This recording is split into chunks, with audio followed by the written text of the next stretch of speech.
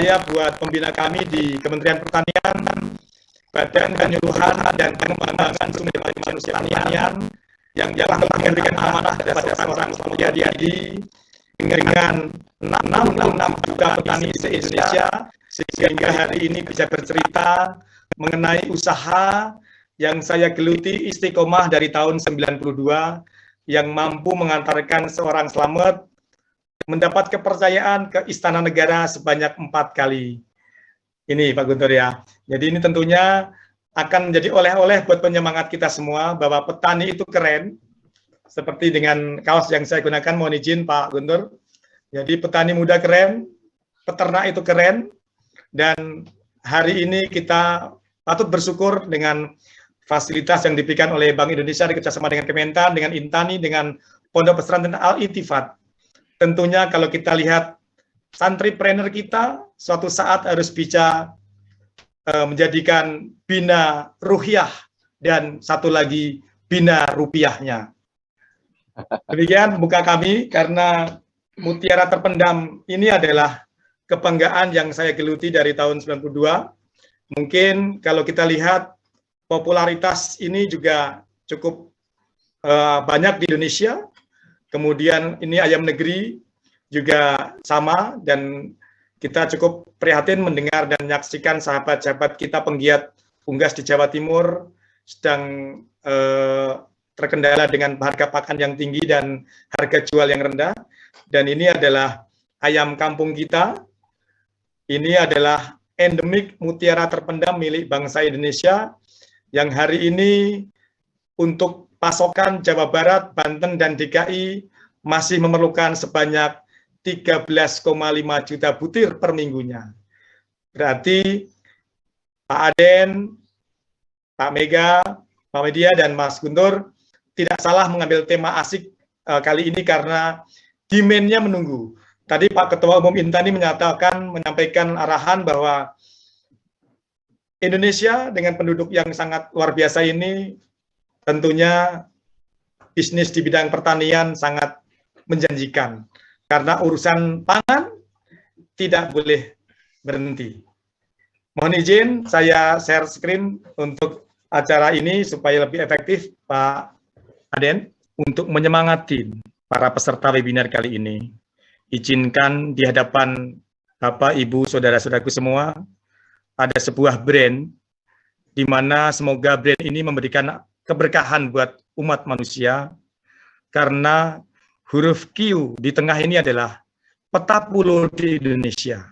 Tidak hanya telur puyuh gambar warnanya, tetapi cita-cita kami semoga telur puyuh nanti ada di ujung Sumatera hingga ke Sorong, Papua, dan mampu memberikan kontribusi baik karena ini adalah endemik asli milik Indonesia. Bapak, Ibu, hadirin, serta adik-adik yang saya banggakan, potensi Mutiara Terpendam unggas lokal puyuh asli milik Indonesia, insya Allah dalam waktu 45 hari mampu mengentaskan kemiskinan. Ini adalah gambaran bahwa hari ini kita akan berkolaborasi, bersinergi, apalagi di tengah kita hadir Dex dari Dewan Ekonomi Keuangan Syariah. Semoga ini bisa mampu menjadikan percepatan buat para generasi milenial di Indonesia, karena Indonesia 2045 akan menjemput bonus demografi sehingga akan menjadikan Indonesia sebagai lumbung pangan dunia.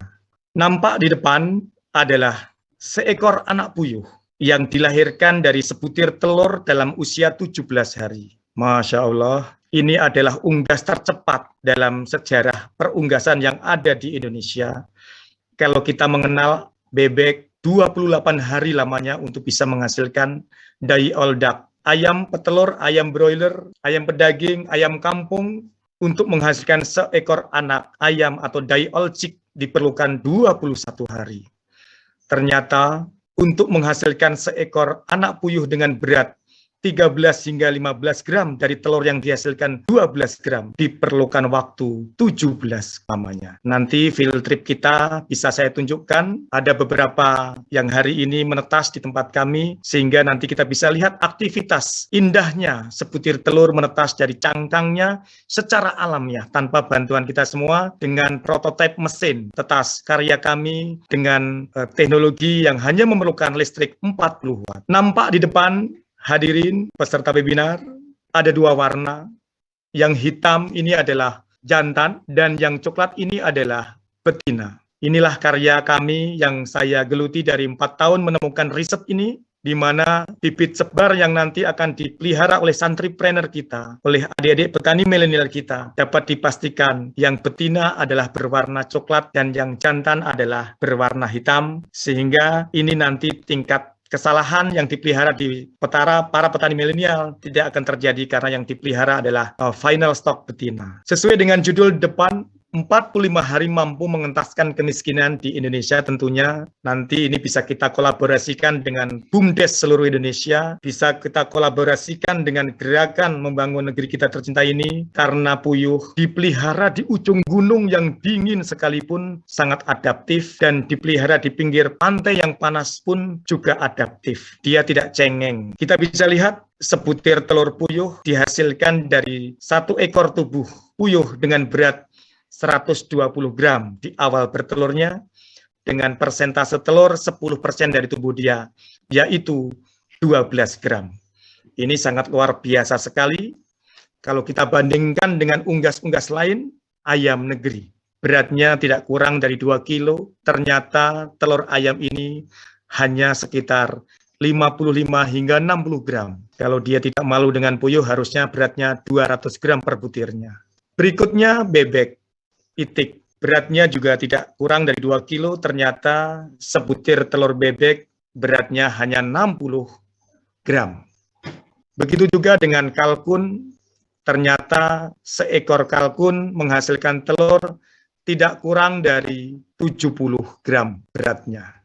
Masih di kelas unggas yang sama, angsa ini juga beratnya di atas 7 hingga 8 kilo, ternyata sebutir angsa ini hanya mampu menghasilkan berat telur dengan berat 70 gram.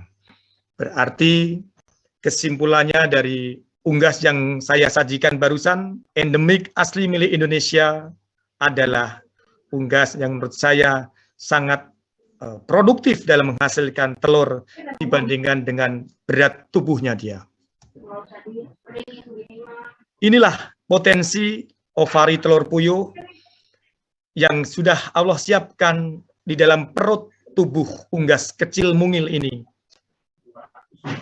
Kalau hari ini, di hari Rabu, ini Kamis sore akan keluar sebagai telur konsumsi, Jumat, Sabtu, Ahad, Senin, Selasa, Rabu, Kamis, Jumat, Sabtu, Ahad, begitu seterusnya hingga 1,5 tahun lamanya. Bahkan ada sahabat kami di Sumedang, Tanjung Sari, yang hari ini masih memberdayakan di atas 2 tahun masih berproduktif dengan baik. Inilah perjalanan sebutir telur puyuh, saudaraku, dari ovari dia ditangkap di magnum, di isthmus, di sel gland uterus.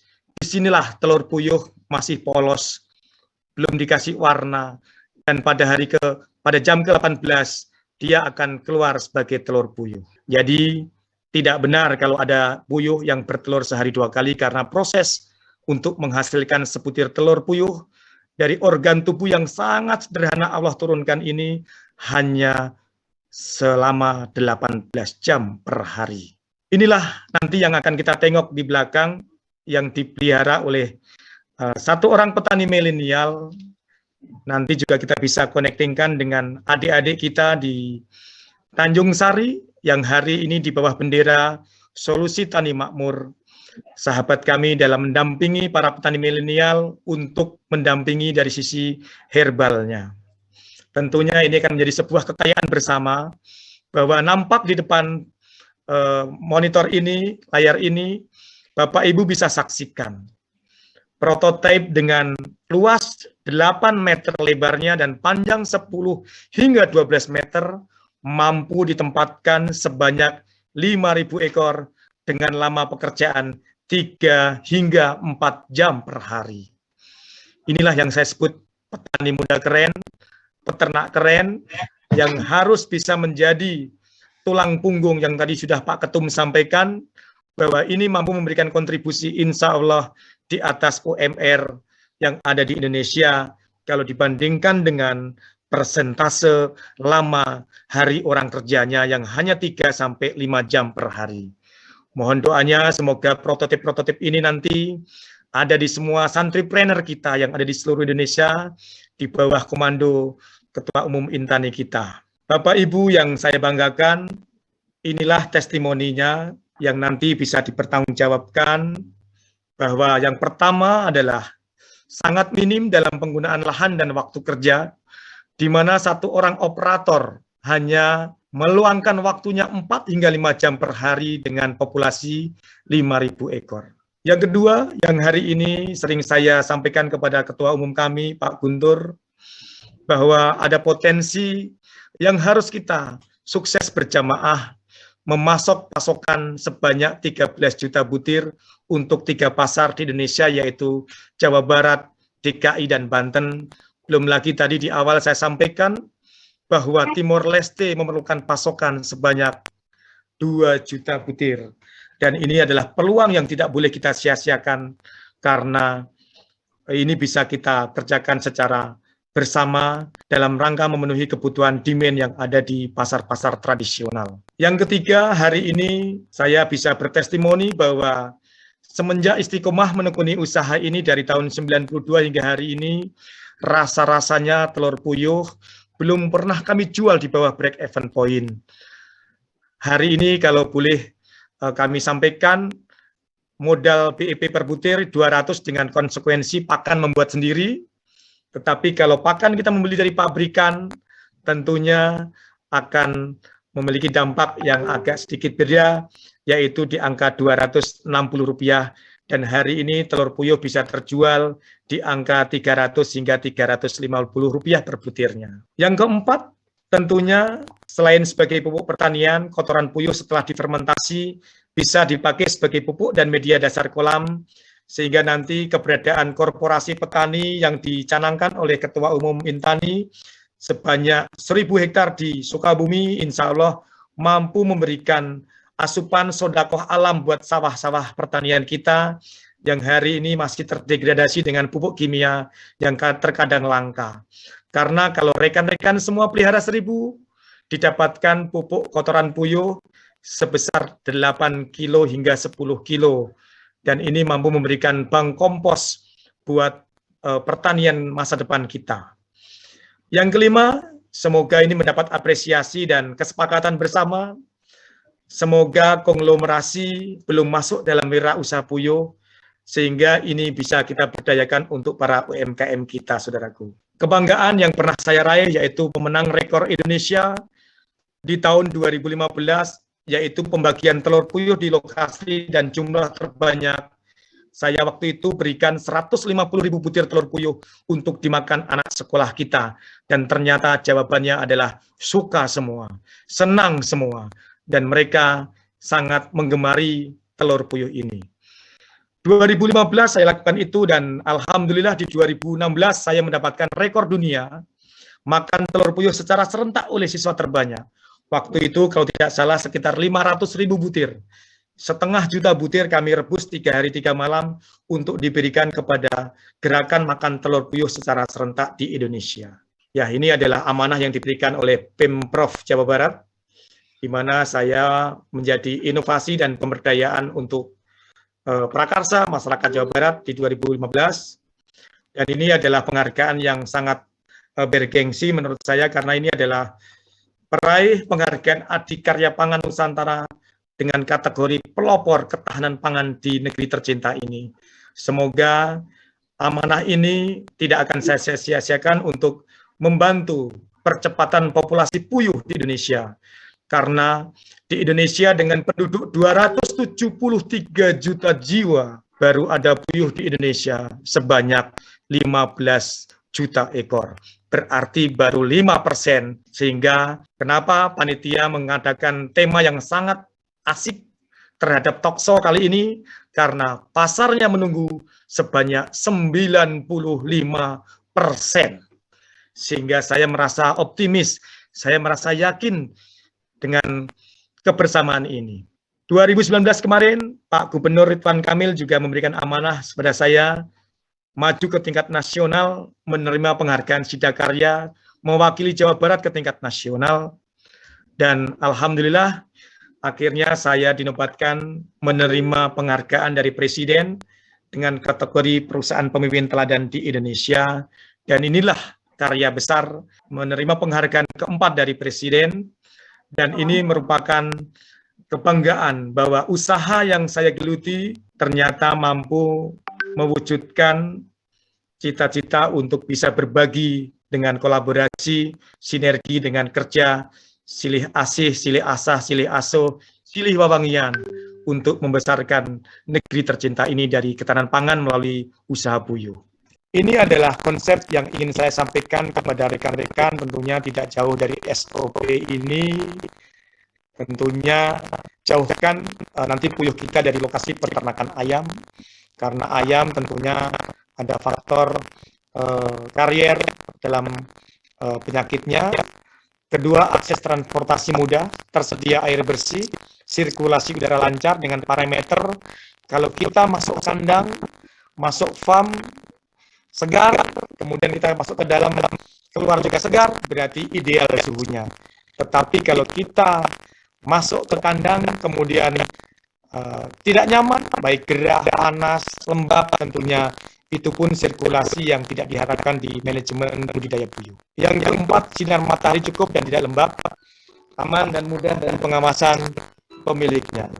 Ini tentunya sedikit SOP yang ingin saya berikan, sehingga nanti mampu menjembatani untuk para petani milenial sukses berbudidaya, karena dari sisi off-takernya, hilirnya sangat ditunggu oleh pasar.